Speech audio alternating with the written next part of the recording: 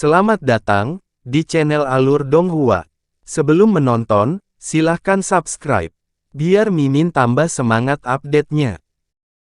Setelah Weeping Soul Beast pergi, Han Li tidak membuang waktu dan terbang langsung ke puncak bidang spiritual. Dia melayang tinggi di langit dan melihat ke bawah ke tanah.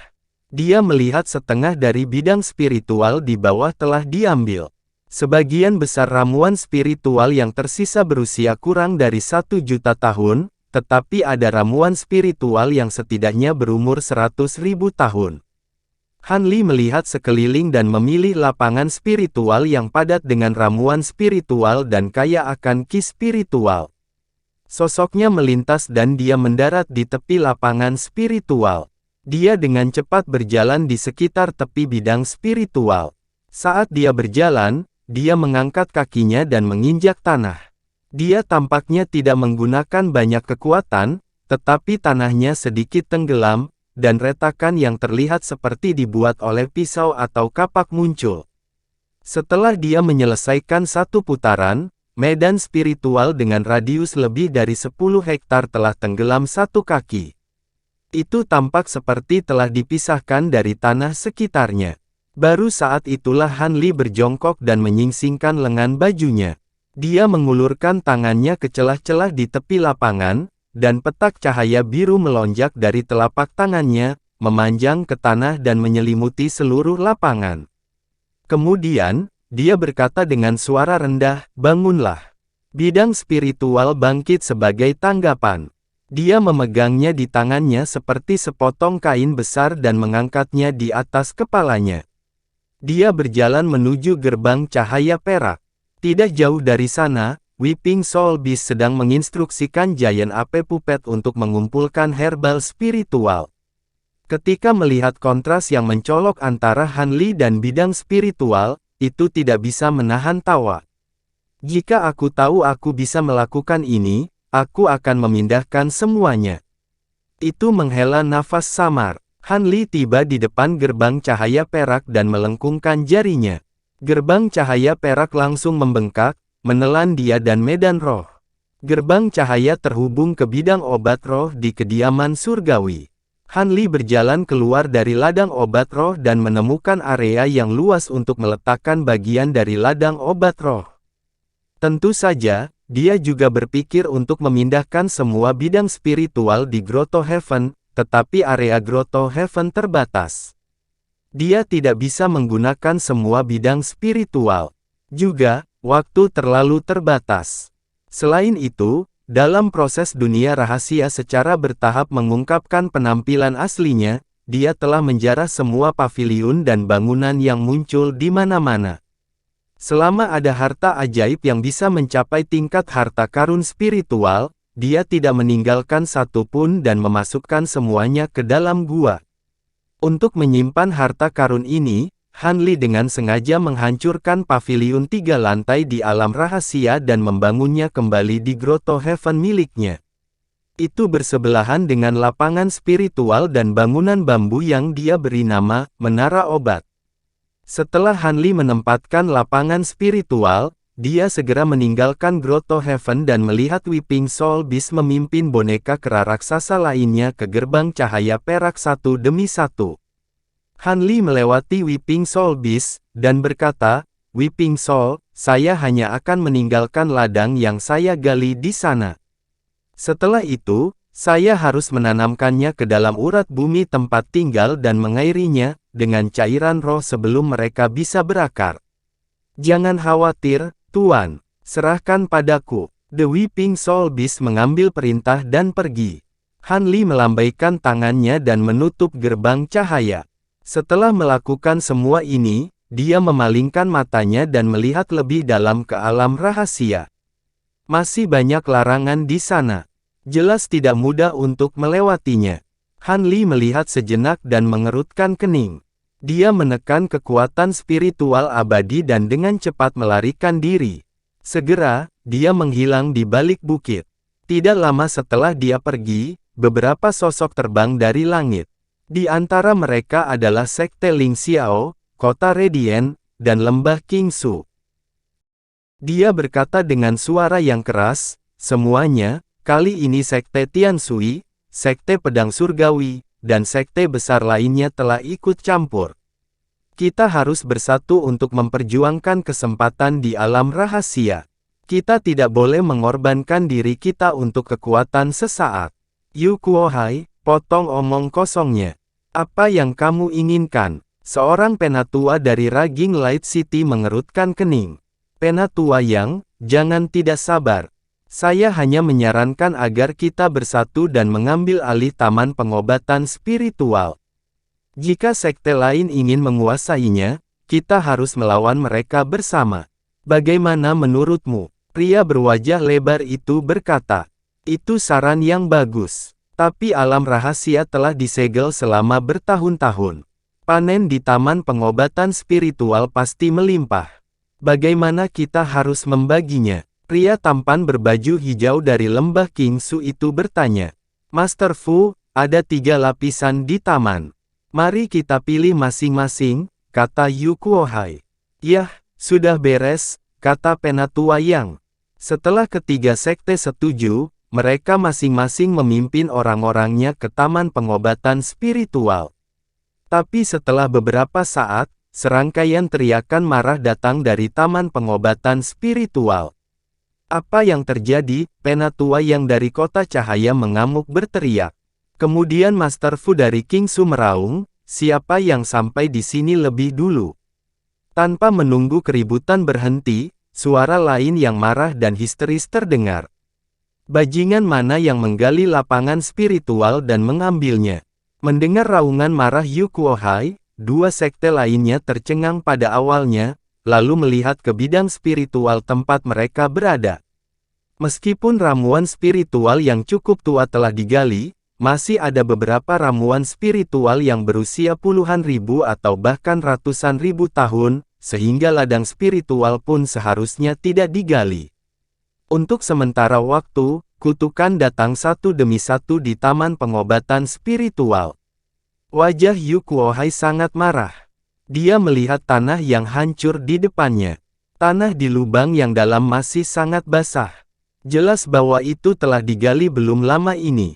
Dia melompat ke langit dan melihat sekeliling, mencoba menemukan pria yang melakukan hal-hal dengan ceroboh. Tetapi pada akhirnya, dia tidak menemukan apapun.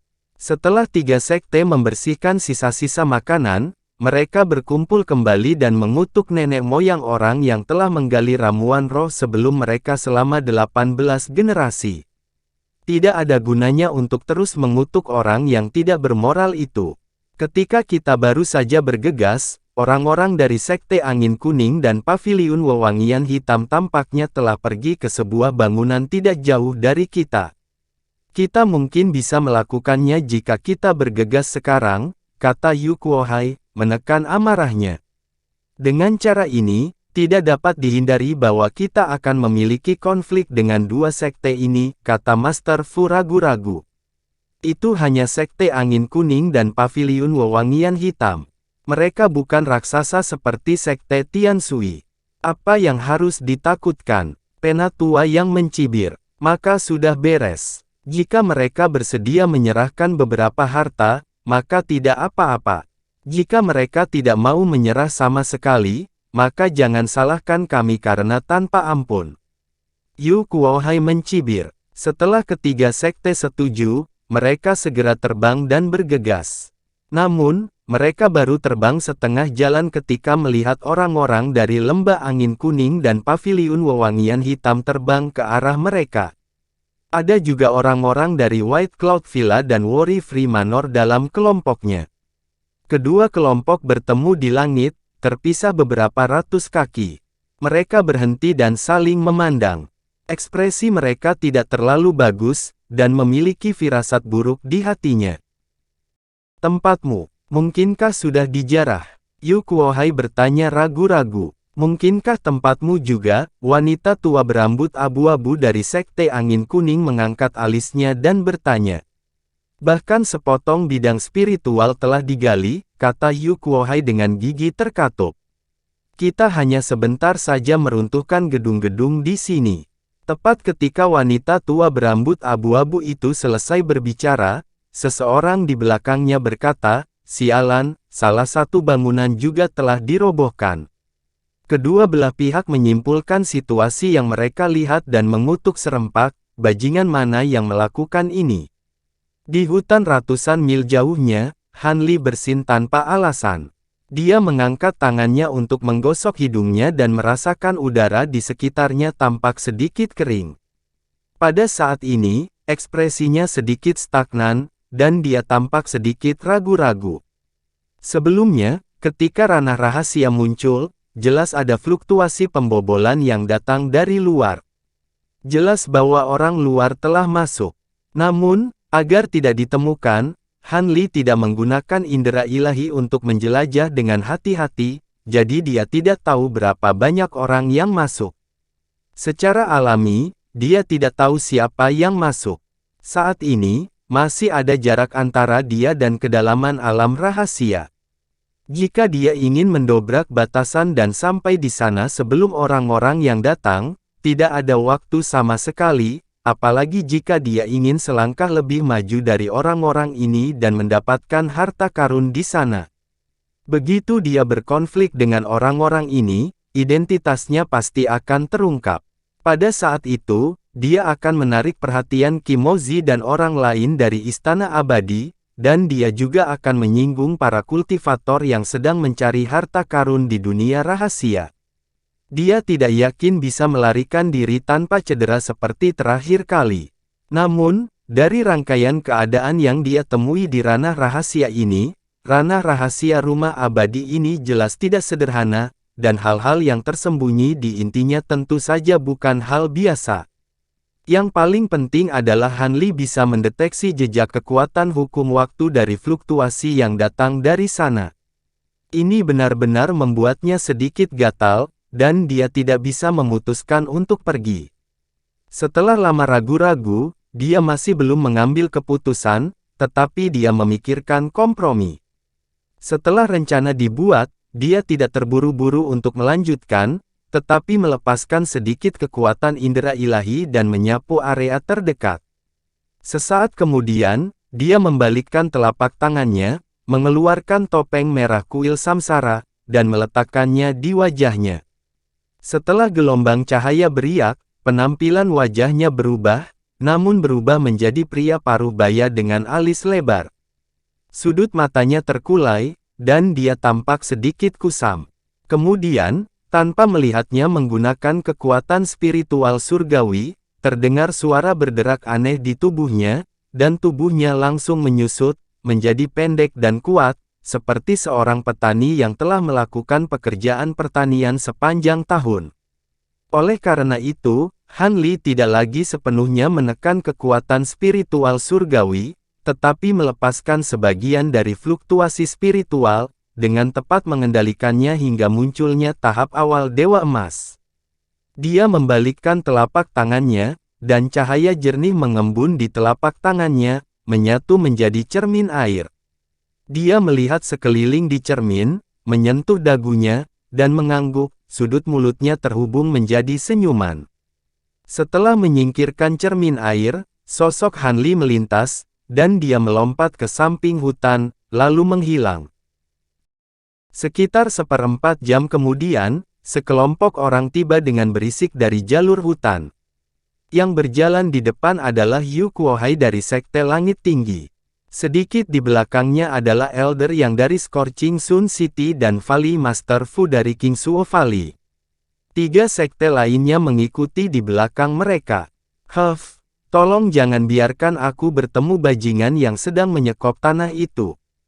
Kalau tidak, aku akan mengulitinya hidup-hidup dan merobek tulangnya, lalu menggiling tulangnya menjadi abu. Saya belum pernah bertemu seseorang yang begitu kejam selama bertahun-tahun. Kemarahan Penatua yang belum mereda, dan dia memelototinya saat dia berjalan. Penatua yang, tenang dulu. Ketika wilayah rahasia dibuka, kami semua masuk bersama-sama. Selain itu, kami mencari sesuai dengan area yang telah dibagi oleh Sekte Air Langit dan Sekte Pedang Surgawi. Berbicara secara logis, seharusnya tidak ada yang bisa untuk mengalahkan kita, kata Yu Kuohai dengan sungguh-sungguh.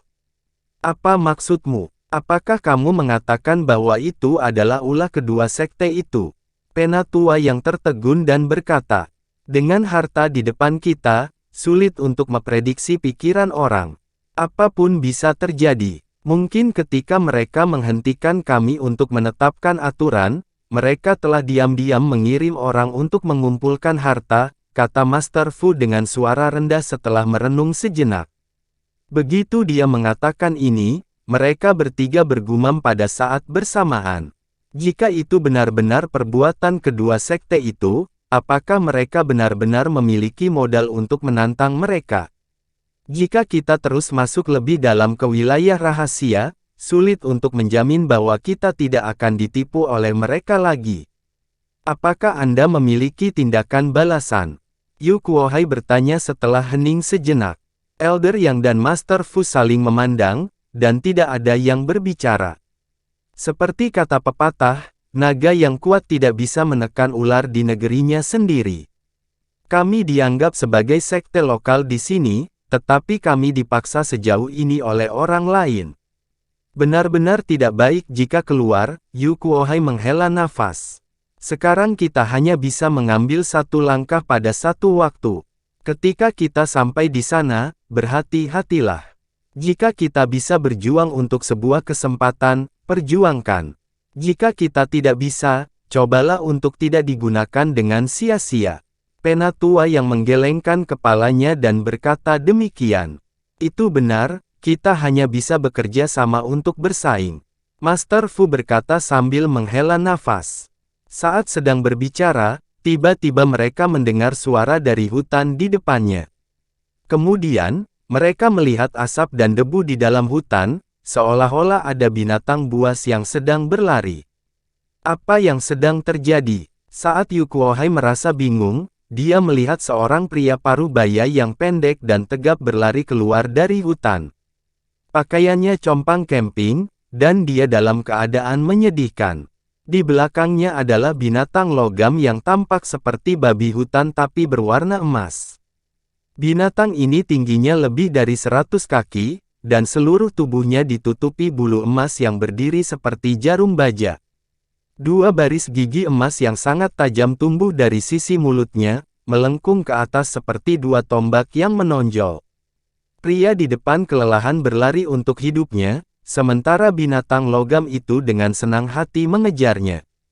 Ketika pria itu melihat begitu banyak orang muncul di depannya, seolah-olah dia telah meraih sedotan penyelamat. Dia buru-buru berteriak, "Rekan Taois, selamatkan aku, rekan Taois, selamatkan aku." Sebelum ada yang tahu apa yang sedang terjadi, pria parubaya itu sudah tiba. Ketika mendekat, dia melompat ke udara dan terbang di atas kepala semua orang. Dia hampir menabrak pohon kuno yang membutuhkan 3 orang untuk melingkarkan tangan sebelum dia berhenti. Orang-orang dari Ling Xiao Ark adalah yang pertama bereaksi. Mereka semua mengeluarkan harta sihirnya dan menyerbu ke arah binatang logam besar yang tampak seperti babi hutan. Orang-orang dari Fierce Light City dan Lembah Kingsu sedikit lebih lambat, tetapi mereka juga menerkam ke depan. Bukan karena mereka berhati hangat dan bersedia menghunus pedang untuk membantu, tetapi karena binatang logam ini terkondensasi dari energi esensi langit dan bumi yang dikaitkan dengan logam murni. Inti binatang buas yang terkondensasi di tubuhnya akan kurang lebih membawa kekuatan hukum yang dikaitkan dengan logam, sehingga itu bisa dianggap sebagai harta yang cukup bagus.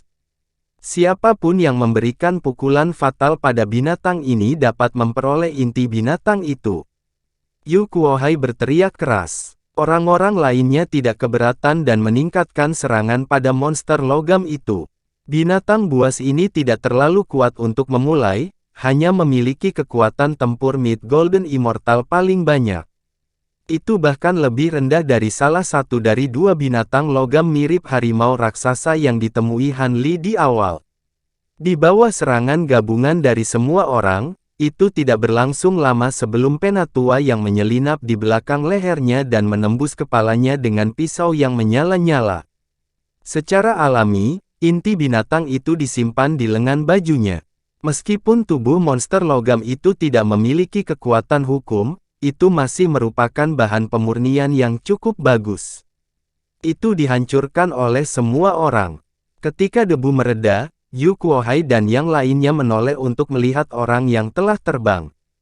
Mereka melihat kilatan cahaya di tubuhnya saat dia akan terbang. Di mana Anda pikir Anda akan pergi? Yu Kuohai berteriak keras. Dengan goyangan pergelangan tangannya, cambuk hitam panjang langsung terjulur seperti lidah ular. Segera melilit pria parubaya dan menariknya kembali, menyebabkan dia jatuh di kakinya. Orang ini agak asing. Apakah itu sebelum atau setelah memasuki dunia rahasia? Sepertinya aku tidak pernah melihatnya di sekte manapun. Master Fu menatap pria parubaya itu sebentar dan berkata dengan ragu-ragu. Aku juga merasa dia asing. Dia tidak terlihat seperti seseorang dari sekte besar manapun. Penatua yang juga mengangguk. Itu mudah. Begitu kita menyelidiki jiwanya, kita akan mengetahui segalanya. Kata Yu Kuohai dengan senyum yang memendam niat jahat. Rekan Taois, jika Anda memiliki sesuatu untuk dikatakan, katakan saja. Pria parubaya itu buru-buru memanggil. Cukup omong kosong. Mungkin bajingan ini adalah pencuri tak tahu malu itu. Murid sekte surga tinggi lainnya berteriak.